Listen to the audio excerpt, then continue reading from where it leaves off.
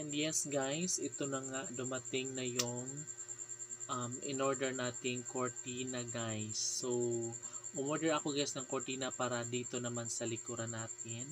Para magkaroon siya ng magandang background.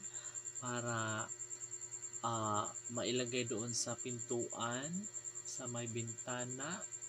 So, umorder ako guys ng mga 8 pirasong cortina para malagyan ko lahat ang ano dito.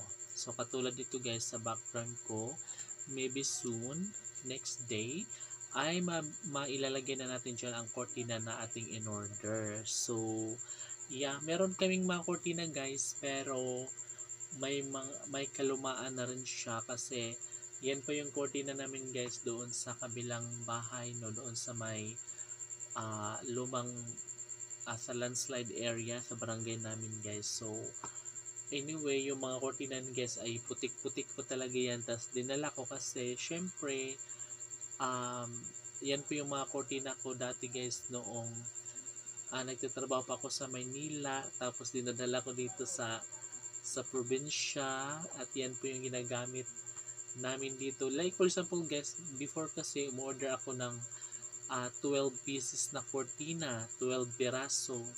So bilang na po yun guys at tamang-tama akma na yun doon sa bahay namin doon sa dating barangay doon sa landslide area.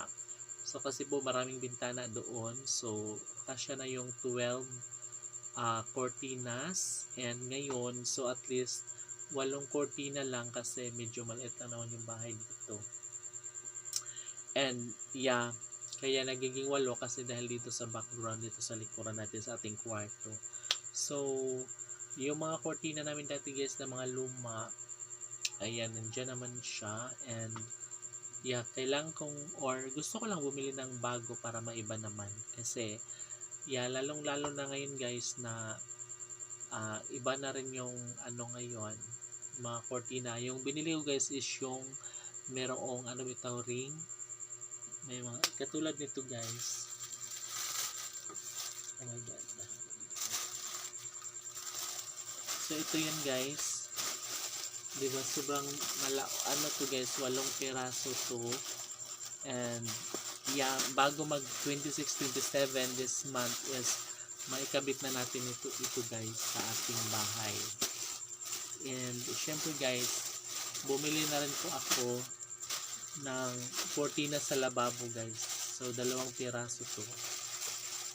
Cortina sa lababo para mas maging maganda. And terno lang to guys, magkapareho lang yung kulay nito. And yeah, para magiging aesthetic naman yung ano namin, yung tirahan namin. So yun lang.